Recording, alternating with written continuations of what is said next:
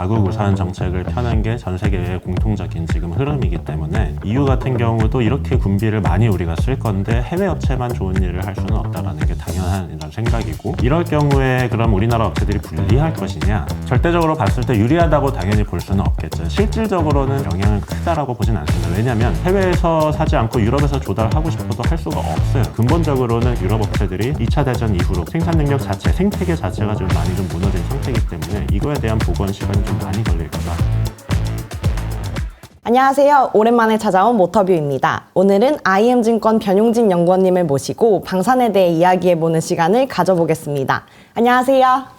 안녕하세요. 연구원님에 대해서 자기소개를 간단히 해주신다면? 안녕하십니까. IM증권에서 조선산업하고 방위산업을 커버하고 있는 변용진 애널리스트입니다. 저는 여의도 애널리스트 일을 시작한 지는 한 3년 차 정도밖에 사실 되지 않은 신입 애널이라고 봐주시면 좋을 것 같고요. 그전에는 기업체에서 일을 오래 했습니다. 대우조선해양, 지금의 한화오션에서 9년 정도 일을 했고, 그리고 한화에어로스페이스에서도 한 3년 정도, 조선방산업체에서 일을 좀 많이 했고요. 증권사에 옮겨와서 한 지는 한 3년 정도 되는 애널이라고 보시면 되겠습니다. 변용진 연구원님을 모신 이유가 전장 종결자라는 리포트를 내주셨는데, 이 리포트가 투자자들 사이에서는 엄청나게 화제가 됐어요. 그 계기로 모시게 됐는데, 이 리포트를 쓰시게 된 이유와 이 리포트가 꽤 길잖아요. 그 중에서도 투자자들이 딱 하나만 알아야 된다면 뭘 알아야 될까요? 리포트를 쓰게 된 이유는 전차에 대해서 일단은 제가 인덱스 리포트를 썼는데, 현대로템이라는 회사를 커버를 시작하면서 아무래도 현대로템이 뭐 레일 솔루션도 있고 하지만 디펜스 솔루션 그리고 K2 전차라는 제품을 유일하게 만드는 회사로서 굉장히 좀 매력도가 있다라고 생각을 했고, 전차라는 제품에 대해서 좀 시장에 좀 더 깊이 알려드리고자 자료를 좀 작성을 했고요. 개인적으로도 이런 전차나 그런 밀리터리를 어릴 적부터 좀 좋아했어서 쓰면서도 좀 상당히 좀 재미가 있었던 리포트라고 말씀드리고 싶습니다. 하나만 말씀드리자면은 K9 자주포라는 거를 굉장히 에어로스페이스의 우선 제품을 시장에서 좋아하고 잘 알고 계시는데, 이 전차라는 물건도 굉장히 더 매력적이고 아직까지 수출 사례가 그렇게 많지는 않지만 지금부터라도 관심을 가지신다면 굉장히 좀 좋은 확장성을 가진 제품이기 때문에 많이 관심을 좀 가져주셨으면 좋겠습니다. 전차에 주목을 해봐야 된다. 맞습니다. 이런 이야기를 해주셨고, 그러면 저희가 이 무기 체계에 대해 이야기할 때 요즘 유럽을 빼놓고 이야기할 수는 없잖아요. 네. 리포트의 상당 부분도 유럽의 상황에 대해서 많이 서술을 해주셨는데, 제가 궁금했던 건 러시아가 러우 전쟁으로 더 강해졌다, 이런 이야기를 해주셨어요. 맞습니다. 오히려 전쟁으로 많이 깨져서 약해졌을 줄 알았는데 러시아는 더 강해졌고 유럽은 더 약해졌다.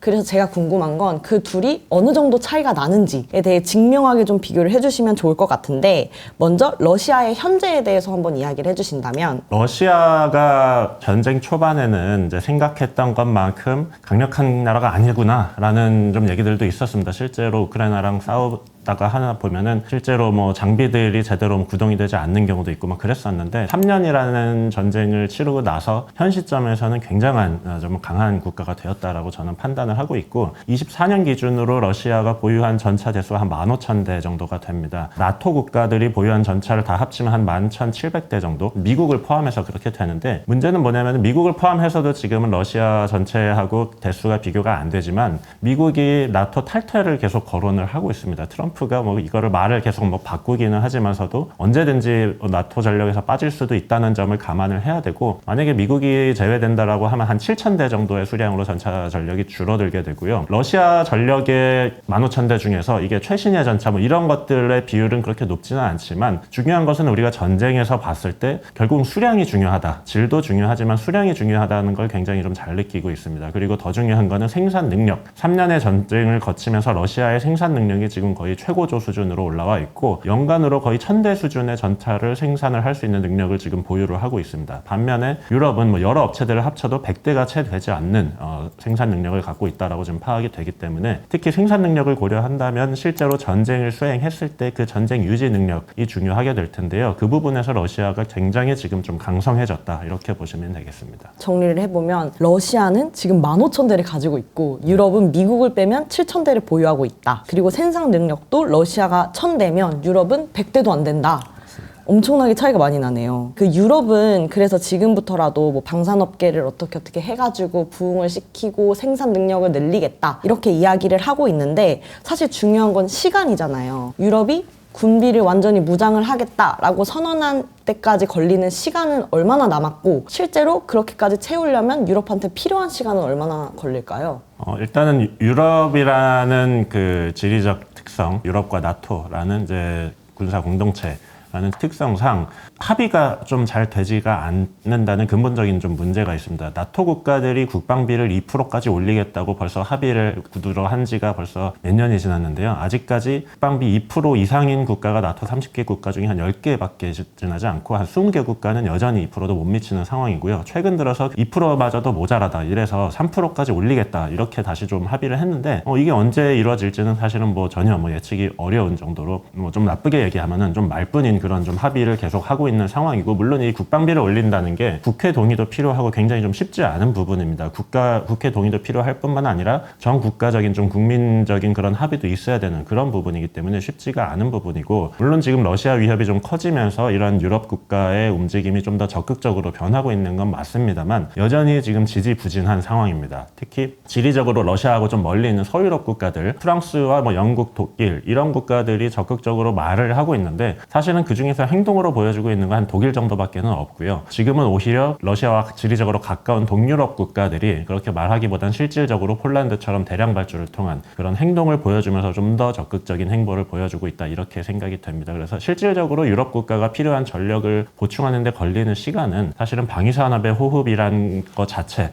조선업이나 이런 것보다 훨씬 길다라는 걸 감안하면 최소한 5년에서 한 10년 정도는 걸리는 굉장히 좀 긴 사이클을 가져올 거다라고 보고 있습니다. 또 궁금했던 거는 무기 체계가 굉장히 많잖아요. 그리고 사실은 방산업체 중에 주가가 가장 많이 올랐던 건 하나 에어로스페이스고, 하나 에어로스페이스 하면 자주포가 굉장히 유명했는데 연구원님께서는 자주포보다 전차에 주목하신 이유가 무엇일까요? 40페이지 표 아래에서 우크라이나 전쟁에서 우크라이나가 손실한, 그러니까 우크라이나가 잃은 전력의 그 숫자들을 제가 좀 집어넣어 놨는데요.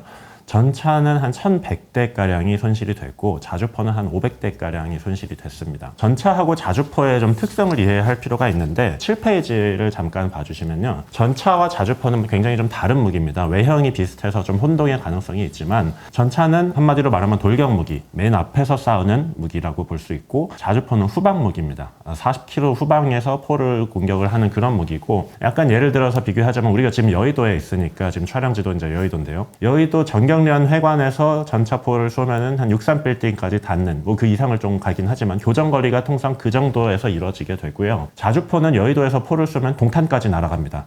적을 전혀 볼 수가 없는 그런 상황에서 후방에서 쏘는 무기이기 때문에 실질적으로 좀 파괴의 가능성도 좀 작고, 어떻게 보면은 상대적으로는 좀 안전한 무기다. 그런 요인들로 인해서 전쟁에서도 좀 파괴가 덜 됐다. 이렇게 저는 보고 있고요. 그런 측면에서 결국은 지금 유럽의 수요 증가는 기본적으로 1차적으로는 리스타킹 수요, 그러니까 손실된 전력을 충원하는 그런 수요가 가장 먼저 발생해야 된다라고 보고 있습니다. 그래서 1,100대라는 전차가 손실이 됐는데 다시금 40페이지 위에 차트를 보시면 그 1,000대라는 전차가 다 어디서 왔는가? 우크라이나가 보유한 기존 전력도 있지만 대부분은 유럽 국가들로부터 공여를 받은 무기입니다. 그래서 결론적으로는 유럽 국가들에서 그 정도의 수요가 증발을 했다. 유럽 국가가 기존에 가지고 있던 무기가 증발을 했다라고 보셔도 무방한 거고, 그러면 유럽 국가들이 실제로 이제 채워 넣어야 되는 무기 수요도 그 이상으로 지금 발생을 했다. 이렇게 볼 수 있는 상황입니다. 그래서 전차 전력이 앞으로 자주포는 지금 많이 발주가 됐고 실제로 인도도 되고 있지만 전차 전력이라는 거에 그런 충원에 대한 니즈가 앞으로 좀 더 강력할 것이다 라고 보고 있습니다.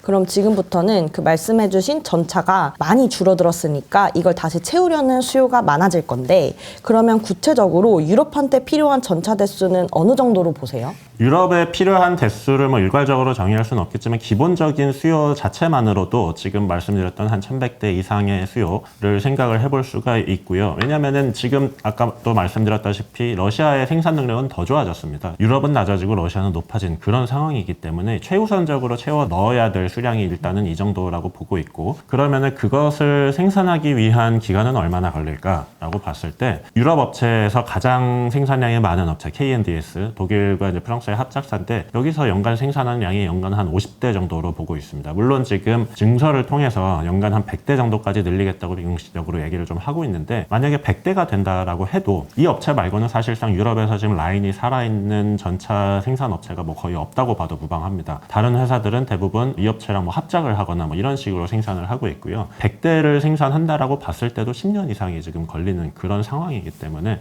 굉장히 좀 긴 호흡으로 지금 이게 이루어지고 있다라고 보시면 되겠습니다. 그러면 유럽 방산 기업들이 가지고 있는 어려움은 사실 필요한 양에 비해서는 턱없이 부족한 생산 능력이다 이렇게 볼 수 있을 것 같은데 이거랑 비교해서 현대 로템이 가질 수 있는 가장 큰 경쟁력들이 무엇인지 이야기해 주신다면 현대 로템이 가지고 있는 경쟁력 그거는 우리나라 방산업체가 가지고 있는 경쟁력과도 이제 일맥상통을 합니다. 일단 제가 최우선적으로 주목하는 부분은 이제 공급망인데요. 왜냐하면 현대 로템이나 하나 에어로스페이스 같은 업체들은 체계 업체입니다. 체계 업체라는 건 뭐냐면 최종적으로 시스템을 조립하고 테스트를 하고 시운전을 통해서 완성품을 만들어내는 업체인데 자동차로 따지면 뭐 현대자동차 같은 그런 이제 최종 업체라고 보시면 될 것 같은데 체계 업체들의 캐파도 물론 중요하지만 더 중요한 거는 공급망 업체 엔진, 변속기, 주포, 뭐 궤도 이런 것들을 공급하는 업체들의 캐파가 사실 더 중요하다라고 볼 수 있고 우리나라 같은 경우는 뭐 하나 에어로스페이스를 예로 들면은 1년에 한 80대 정도의 조립량을 가지고 있었는데 불과 한 3년 전까지만 해도 라인 증설을 통해서 3년 만에 3개 라인 240대까지의 지금 생산량을 가지고 있습니다. 근데 그게 가능했던 건 하나 에어로스페이스나 뭐 현대로템 공장을 가보시면은 사실은 그 조립 라인이라는 건 그렇게 복잡하지는 않습니다. 왜 그러냐면은 대부분의 구성품들을 밖에서 생산을 해서 갖고 들어와서 조립을 하는 거기 때문에 이제 그렇고요. 근데 그게 가능했던 이유는 결국은 그런 부품 업체들, 하단에 있는 업체들이 공급을 제때 해줬고 생산량을 늘려줬기 때문에 가능을 했던 거고요. 독일을 예로 들면 지금 생산량을 쉽게 늘리지 못하는 건 여러 가지 이유가 있지만 그 중에서 좀 하나로 지목이 되는 게 엔진, MTU라는 엔진 회사가 자주포나 전차 엔진을 다 공급을 하는데 이 회사의 그 생산 속도가 원하는 속도만큼을 따라오지 못하고 있고 심지어 그래서 독일은 레오파드 3 전차, 그러니까 차기 전차의 엔진 업체를 MTU에서 리벨이라는 업체로 지금 바꾸는 걸로 검토를 해서 설계를 하고 있습니다. 이럴 정도로 이런 공급 업체들이 따라주지 못하고 이게 근본적으로는 그 독일이란 나라를 비롯해서 유럽 업체들이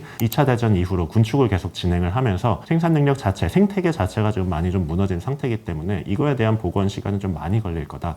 이렇게 보시면 되겠습니다. 그러니까 체계 업체들이 단순히 캐파 확장을 하는 게 중요하다기보다는 그 밑에 딸려있는 부품사들도 거기에 따라와 줄 수 있느냐 이것 때문에 시간이 오래 걸린다. 그렇게 보면 되겠네요. 네, 정확합니다. EU의 무기 조달 정책이 얼마 전에 나왔는데 이게 2030년까지 뭐 어떻게 군비를 확장하고 이런 내용이 담기면서 바이 유로피안이라 그래서 유럽 내에 있는 회사들의 무기를 우선적으로 사라 그런 내용이 담겨 있다고 하는데 이 부분이 우리나라 무기 업체들한테는 불리하게 작용하진 않을까요? 절대적으로 봤을 때 유리하다고 당연히 볼 수는 없겠죠. 이제 자국 우선 정책을 펴는 게 전 세계의 공통적인 지금 흐름이기 때문에 EU 같은 경우도 이렇게 군비를 많이 우리가 쓸 건데 해외 업체만 좋은 일을 할 수는 없다라는 게 당연한 이런 생각이고 이럴 경우에 그럼 우리나라 업체들이 불리할 것이냐? 실질적으로는 사실은 저희는 영향은 그렇게 크다라고 보진 않습니다. 왜냐하면 해외에서 사지 않고 유럽에서 조달하고 싶어도 할 수가 없어요. 현실적으로 할 수가 없다라는 게 첫 번째 이유이고 왜냐하면 아까도 말씀드렸다시피 생태계 자체가 무너졌기 때문에 만약에 EU에서 역내 조달을 한다라고 하면 10년은 고사하고 그 이상이 걸릴 거라고 이제 보고 있습니다. 그래서 현실적으로 불가능한 게 첫 번째가 있고 두 번째로는 우리나라 업체들도 당연히 이거를 잘 알고 있기 때문에 대응을 하고 있습니다. 하나 에어로스페이스나 현대로템 둘 다 지금 폴란드 2차 물량에 대해서는 현지 공장을 통해서 생산하는 것들을 추진을 하고 있어요. 아직 계약이 이루어지지는 않았지만 근데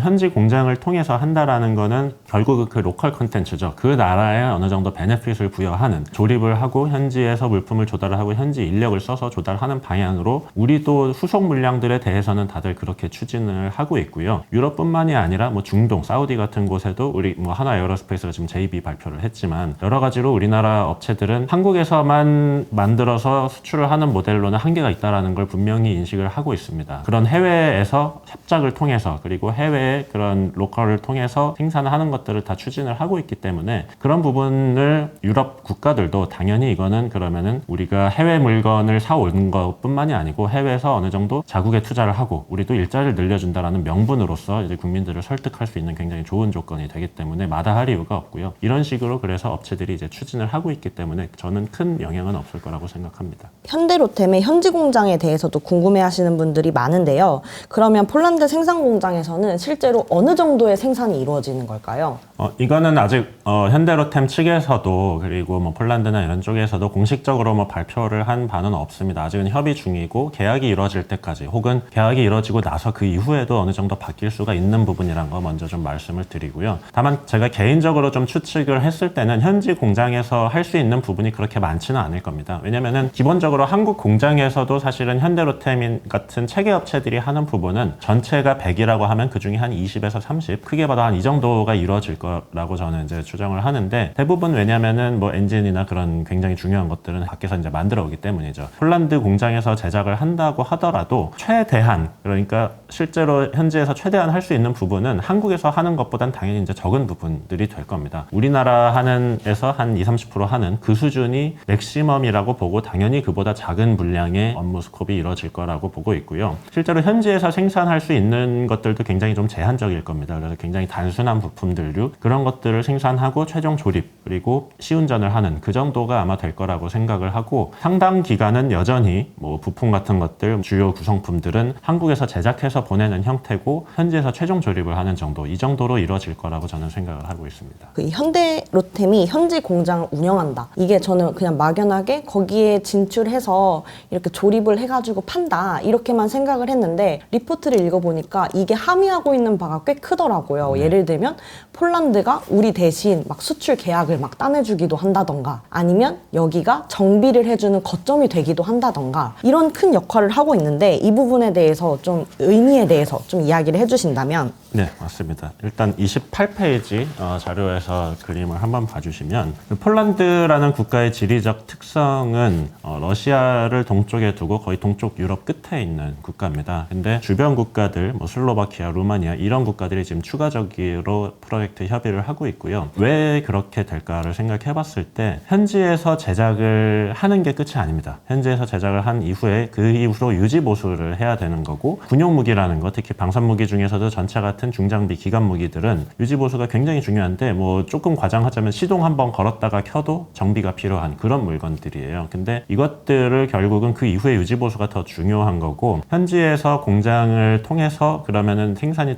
된다고 했을 때 우리나라에서 만약에 물건을 보내기만 하면은 현지 공장과 설비는 또 따로 인프라 구축을 해야 됩니다. 근데 폴란드 2차 계약부터는 현지 공장을 통해서 제작을 하고, 제작을 한다는 건 거기서 수리나 정비가 가능하다라는 거고, 거기에 필요한 파츠들, 스페어 파츠들을 보관을 하는 물류 창고 역할을 하게 된다라는 거거든요. 그런데 폴란드의 주변 국가들은 사실은 그런 인프라를 구축을 하면서까지 발주를 할 만큼 수요가 그렇게 많지는 않습니다. 폴란드라는 국가는 우크라이나를 제외하면 지금 현재 유럽에서 가장 큰 그 지상군 전력을 거의 보유하게 되는 그런 국가고요. 그렇기 때문에 이런 발주를 추진을 할 수가 있는 건데, 주변 국가들은 그러지 못하거든요. 폴란드에서 만약 이런 거점을 구축을 했다라는 거는 주변 국가들은 폴란드를 믿고 이제 발주를 할 수 있는 여건이 조성이 되는 거예요. 필요하면 폴란드 공장으로 보내서 수리를 한다. 한국으로 보낼 수는 없지 않습니까, 매번. 그렇기 때문에 주변 유럽 국가가 이렇게 역할을 해주면은 주변 국가가 훨씬 더 쉽게 용이하게 발주를 할 수 있는 여건이 되는 거고, 폴란드가 현대로템 대신에 수출을 한다. 뭐 이거는 약간은 좀 말이 맞지는 않는 것 같습니다만, 폴란드와 우리가 정확히 말하면 좀 협력을 둘 다 윈윈하는 이제 사업 모델 형태로 이제 가는 거라고 저는 생각을 하는데, 지금 슬로바키아에 협의하고 있는 모델은 K2PL 전차, 그러니까 현대로템이 설계를 하고 제작을 총괄 주관하는 그 모델을 폴란드 PGG라는 방산업체를 통해서 그 업체가 결국은 계약 주관사가 될 거고, 이런 형태로 하고 우리는 라이센스를 제공하고 뭐 생산을 도와주고 이런 형태로 협력을 하는 형태로 발주를 할 가능성이 크고요. 이런 형태는 우리로서도 굉장한 이점이 있습니다. 왜냐하면 그 바이 유럽, 아까 말씀하셨다시피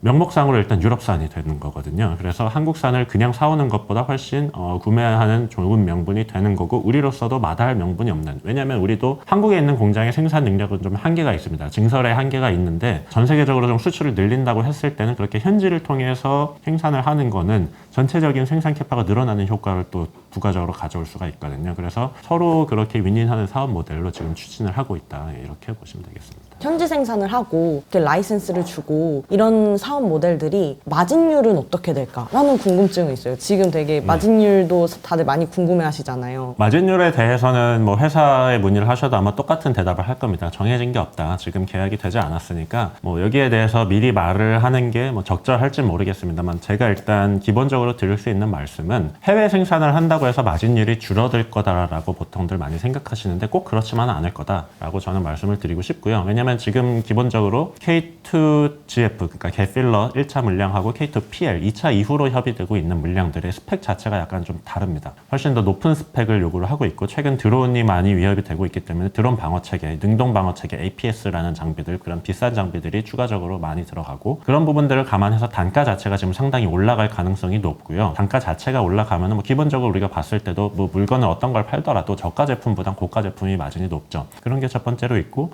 현지 공장에서 제작을 하고 한다고 하면은 현지에 우리도 안전 마진이 사실은 있어야 됩니다. 우리도 그게 경험이 많지가 않고 처음이기 때문에 협의 과정에서 이거는 뭐 정해질 일입니다만은 우리도 이거를 손해를 보면서 팔 이유는 사실은 없거든요. 그래서 어느 정도의 안전 마진을 확보하는 것도 회사로서 굉장히 우선순위가 될 거고, 현지에 뭐 인력이나 이런 부분들 상당히 좀 준비가 되지는 않은 상태일 거기 때문에 우리가 거기에 대해서 마진을 최소한으로 생각을 하고 협의를 잘해서 1차 물량보다 마진 자체가 그렇게 낮아지는 가능성은 저는 그렇게 높진 않다라고 보고 있습니다. 그리고 많은 분들이 궁금해하시는 게 이 현대로템과 폴란드의 2차 계약에 대해서 많이 궁금해하실 텐데, 사실 이게 뭐 작년 말에 된다, 이때부터 미뤄지기 시작해서 아직까지도 좀 소식이 들려오고 있지 않은데, 이 시기는 어떻게 보시나요? 시기는 뭐 말씀하셨다시피 지금 상당히 좀 지연이 몇 달간 되고 있는 상황입니다. 근데 미리 말씀드리면 방산업체에 재직했었던 입장에서 뭐 비일비재한 일이고요. 이런 굉장히 큰 규모의 계약, 특히 뭐 조 단위 이상 계약에서는 뭐 1년 지연되고 이런 것들은 뭐 사실은 뭐 일도 아니다라고 먼저 말씀을 드리고요. 우리나라 뭐 내부적인 이슈도 있었죠. 뭐 탄핵 계엄 사태 뭐 이런 것들을 거치면서 내부적으로 좀 정리가 안 된 뭐 그런 모습들을 보면서 이게 G2B 계약이기 때문에 뭐 근데 G2B 계약이지만 사실상 G2G 계약이나 다름없는 그런 계약들이지 않습니까? 그래서 국내 정세가 약간은 뭐 그런 좀 불확실한 상황에서 이런 계약들을 좀 서둘러서 하지는 않는 그런 경향들이 국제적으로 좀 있다라고 봐주시면 될 것 같고, 거기에 더해서 지금 세부적으로는 이런 스펙에 대한 상향 그리고 가격 협상 이런 부분들에 대한 것들이 1차 계약하고는 많이 좀 달라지면서 전체적으로 좀 지연될 만한 요인들이 좀 여러 가지가 있다라고 생각이 되고요. 최근에 얘기가 되고 있는 건 뭐 5월에 된다, 6월에 된다 이렇게 얘기를 하고 있는데, 제 개인적인 기대로는 상반기 중이라고 기대는 하지만 사실은 또 어떤 세부적인 상황이 있을지는 저희가 회사 내부 사정을 알 수는 없기 때문에 조금 더 지연의 가능성은 열어둬야 될 것 같고, 다만 드릴 수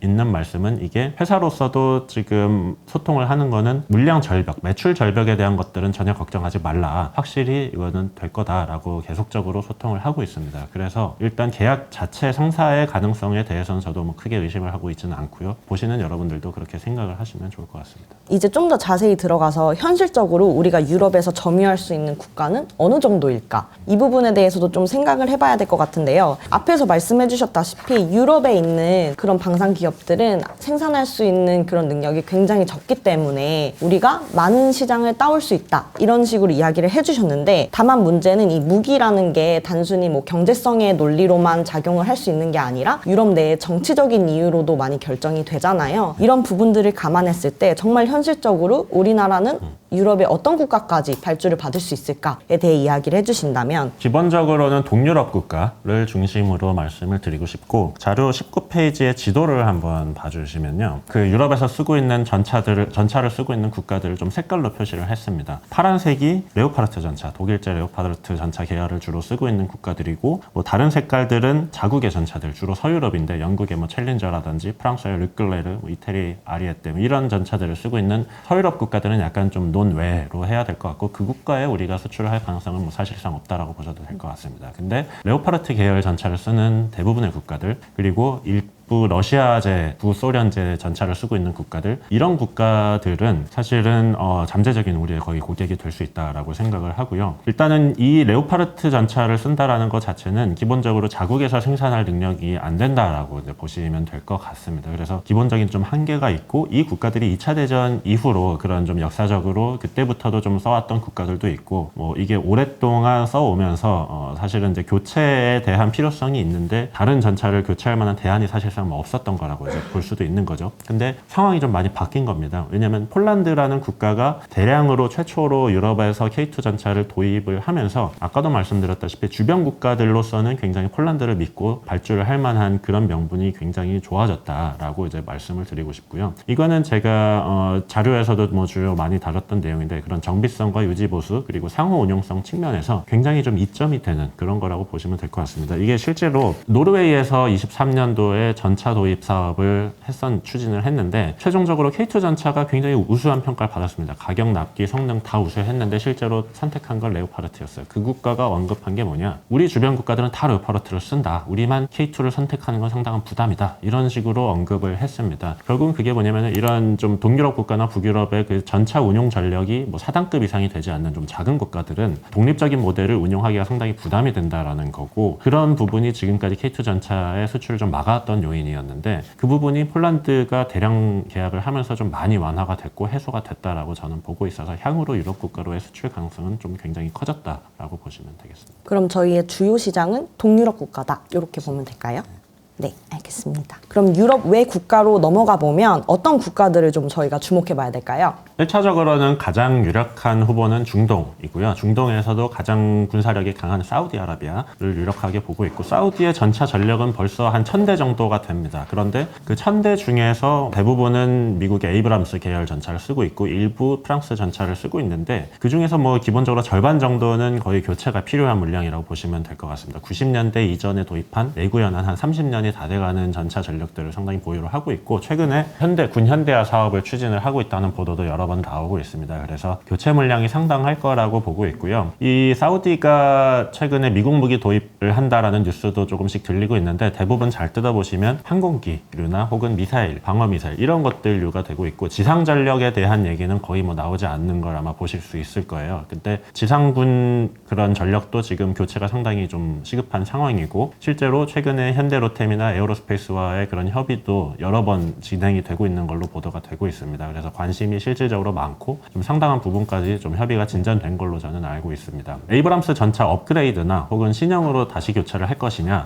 라는 거는 지금 제너럴 다이너믹스, 에이브람스의 생산 회사가 여력이 사실은 없습니다. 미국의 자체 업그레이드하고 뭐 대만 같은 기존 계약국과의 그런 수출 물량들로 대부분이 지금 할애를 하고 있어서 일단 미국이 별로 능력이 없는 상태고, 유럽 같은 업체들은 아예 의지도 없는 상태고요. 유럽 국가들은 특히 독일을 비롯해서 중동 쪽으로의 무기 수출을 상당히 좀 꺼려하고 있습니다. 뭐 인권적인 문제들, 뭐 이런 정치 외교적인 이슈로 수출 자체를 하려고 하지 않고, 과거에는 우리나라가 수출을 하려고 해도 파워팩 승인을 안 하고 그런 사례도 있었고요. 그래서 유럽 업체들은 능력도 안 되고 지금 자국 무장도 안 되는데 수출을 중동까지 할 만한 뭐 여력도 없고, 여러 가지로 K2 전차의 가능성이 오히려 어떻게 보면 유럽보다도 굉장히 높은 곳이다라고 보시면 될 것 같고요. 기술적으로 봐도 저는 그 에이브람스 전차에 약간은 좀 한계가 있다라고 보는 게, 물론 성능이 굉장히 좋고 실전이 검증된 전차지만 기본적으로 가스터빈 엔진, 항공유를 쓰는 그런 가스터빈 엔진 전차라는 한계가 있습니다. 대부분의 중기갑 차량들은 디젤을 쓰는데, 여기는 특이하게 미군이라는 특성상 이런 항공 엔진 쓰는 가스터빈 엔진을 쓰고요. 이거는 유지 보수를 뿐만이 아니고 정비성 측면이나 뭐 보급의 측면 모든 것들에서 사실 유리한 게 없습니다. 미군을 제외하고는 이런 엔진을 쓰는 이점이 사실상 없다라고 봐도 되고, 사우디가 산유국이긴 하지만 뭐 이런 항공유 보급이나 이런 뭐 가공된 제품을 하는 것들은 사실은 좀 쉽지 않은 부분이고, 보급 측면에서도 뭐 효율성이 없고요. 모래바람, 먼지가 많은 환경에서 그렇게 이점이 없기 때문에 기술적으로도 이런 K2 전차의 우수성이 좀 더 저는 부각이 될 거다라고 보고 있기 때문에 중동 국가 수출 가능성 굉장히 높게 보고 있습니다. 그러면 중동에서는 저희는 사우디를 가장 중요하게 보면 되고, 그럼 사우디와의 계약은 뭐 어느 정도 시점에 이루어질 것이다 이런 이야기도 있나요? 그거는 뭐 제가 미리 다 말씀을 드리기는 아마 좀 어려울 것 같고요. 아마 좀 협의는 상당히 좀 깊이 하고 있는 걸로 알고 있습니다만, 중동이라는 그 지역의 특성상 주변 국가들과의 그런 갈등 이런 걸 고려해서 이런 방산무기 도입에 대해서는 상당히 로우 프로파일로 가져가려는, 엠바고를 걸고 뭐 계약을 하더라도 차후에 공개하고 이런 특성이 좀 있기 때문에 그 부분에 대해서는 뭐 제가 뭐 구체적으로 들을 말씀은 없지만 상당한 진전을 보이고 있고, 실제로도 굉장히 강한 좀 니즈를 갖고 있다, 이 정도로 뭐 정리를 하겠습니다. 사실 앞에서도 말씀해 주셨지만 이 체계 회사도 중요하지만 그 밑에 딸려 있는 뭐 엔진이라든지 주포라든지 이런 부품사도 굉장히 중요하다 이런 말씀을 해주셨는데, 우리나라에도 그 부품사들이 굉장히 많이 있잖아요. 그런 면에서 보면 체계 회사도 굉장히 좋지만 이 부품사에서도 우리가 주목해 봐야 될 회사들이 있다면 어디를 추천해 주실 수 있을까요? 자료 24페이지에 제가 간단하게 그 현대로템이 제작하는 K2 전차의 공급사들을 좀 표기를 해놨습니다. 전체적으로 협력사는 거의 1000개가 넘는다라고 알려져 있고 주요 회사들만 좀 꼽자면 주포를 제작하는 뭐 현대위약, 그리고 사격 통제 시스템 하나 시스템, 그다음에 운영 통제를 하는 LIG 넥스원, 이런 뭐 잘 아시는 회사들이 있고요. 그거보다 뭐 작은 규모로 들어가면은 포탑 구동 장치를 하는 MNC 솔루션, 최근에 IPO 하고 나서 좀 주목을 받고 있죠. 그리고 궤도를 하는 LSM 트론, 뭐 그리고 조금 더 밑으로 내려가서 제어 컴퓨터 이런 걸 하는 코치 테크놀로지, 뭐 포메탈, 뭐 이런 회사들이 있고요. 대부분 뭐 상장사들이 조금 있기는 하지만 다른 회사들, 뭐 예를 들어 그러니까 뭐 LIG나 뭐 하나 시스템 같은 경우는 이미 익히 뭐 K2와 관련성보다는 자체적인 사업이 좀 더 크다라고 볼 수 있고, 위아 같은 회사도 방산보다는 다른 규모가 좀 더 큰데 방산 집중도가 높고 이런 측면에서는 뭐 MNC 솔루션, 그리고 코츠, 뭐 포메탈, 뭐 이런 회사들 한번 주목해 보시면 좋을 것 같고요. 이런 부품 회사들이 조금 더 유망하게 보이는 이유는 아까도 말씀드렸지만은 유럽 회사들의 그런 방산 생산 능력이 굉장히 좀 딸리고 있는 상황이고, 그 큰 부분이 이런 생태계 측면인데, 그 부분에서 유럽 회사들이 실제로 이런 부품 회사들에게 직접 손을 벌릴 가능성도 충분히 있다라고 보고 있습니다. 기존에 우리나라에 있었던 이런 부품 회사들은 우리나라 체계업체가 수출을 하면 거기에 대부분은 이제 딸려가는 형태로 수출이 가능했었고, 자체적인 수출이 사실상 어려웠는데, 향후로는 충분히 그런 유럽 회사들과의 협의를 통해서 자체적인 수출이 가능한 부분이라고 저는 판단을 하고 있어서 역시 좀 상방 가능성은 좀 더 열려 있다, 이렇게 보시면 되겠습니다. 아무래도 이 방산회사 같은 경우에는 본질적으로는 제조업이잖아요. 그래서 이 밸류에이션을 어느 정도까지 주는 게 맞느냐, 여기에 대해서도 되게 이야기가 많은데 이 부분은 어떻게 보시나요? 방위산업의 밸류에이션은 저는 기본적으로는 이제 국내 회사들끼리 비교할 필요는 없다. 왜냐면 우리 방산업체들 이미 해외에서 다 글로벌리 경쟁을 하고 있거든요. 그래서 글로벌 피어 업체랑 비교를 하는 것이 가장 좀 쉽고 명확하고 괜찮다라고 이제 판단을 하고 있고요. 현대로템의 경쟁사라고 하는 회사는 KMW, 독일 회사고 비상장입니다. 근데 여기가 밸류에이션이 일단은 좀 없기 때문에 사실은 좀 어려운 부분인데, 조금 더 연관이 있는 업체를 찾아보면 미국의 제너럴 다이나믹스, 에이브람스를 만드는, 그리고 이 레오파르트 전체에 주포를 공급하는 라인메탈, 몇 개 회사를 들 수가 있는데, 제너럴 다이나믹스 같은 경우는 사실은 지상무기도 있지만 굉장히 다양한 사업부, 뭐 해양 사업부까지 보유를 하고 있는 업체이기 때문에 좀 비교가 어렵고, 그나마 라인메탈이라는 업체가 이 주포를 공급하기도 하고 차기 전차 KF-51 판터를 지금 개발을 하면서 전차 업체라고도 사실은 좀 불려도 될 만한 지상무기 위주의 업체이기 때문에 좀 비교를 해보자면 이 라인메탈의 주가가 굉장히 많이 올랐거든요. 지금 연초부터 훨씬 더 올라가면서 지금 뭐 선행 PER 기준으로 30배, 40배 이상까지도 가고 있습니다. 그런데 여전히 우리 로템이나 뭐 에어로스페이스는 20배 언저리에 머물러 있고요. 특히 로템은 그보다도 좀 낮은 상황입니다. 그래서 저는 이게 라인메탈과 단순 비교를 통해서 여기까지 올라간다라고 말씀드리는 건 아니지만, 우리나라 업체가 생산 능력이나 수출 가능성 이런 것들에 비해서는 굉장한 좀 저평가를 받고 있다. 사실 뭐 그 큰 원인이 뭐 지리적인 원인일 겁니다. 독일 업체들은 지금 우크라이나로 굉장히 무기를 수출을 많이 하고 공여를 하고 있기 때문에 그 직접적인 수혜를 받지만, 우리나라는 뭐 정치 외교적인 좀 한계상 그거는 안 되거든요. 근데 우크라이나를 제외한 다른 대부분 유럽 국가, 그리고 중동 같은 다른 나라들의 수출 가능성은 사실은 저는 이런 독일 업체들보다 우리나라 업체들이 좀 더 가능성이 어떻게 보면 높다라고 판단을 하고 있기 때문에 굉장히 여력과 상방이 열려 있고 지금으로서는 저평가를 받고 있다, 이렇게 판단하고 있습니다. 그러면 마지막으로 오늘 인터뷰를 마무리하면서 구독자분들에게 이 방산업에 대해서 한마디를 해주신다면? 예, 제가 조선산업과 방위산업에 재직을 했었고, 뭐 개인적으로도 뭐 산업 자체에 대해서 굉장히 뭐 좋아하는 사람으로서 우리나라 방위산업에 대한 그런 경쟁력은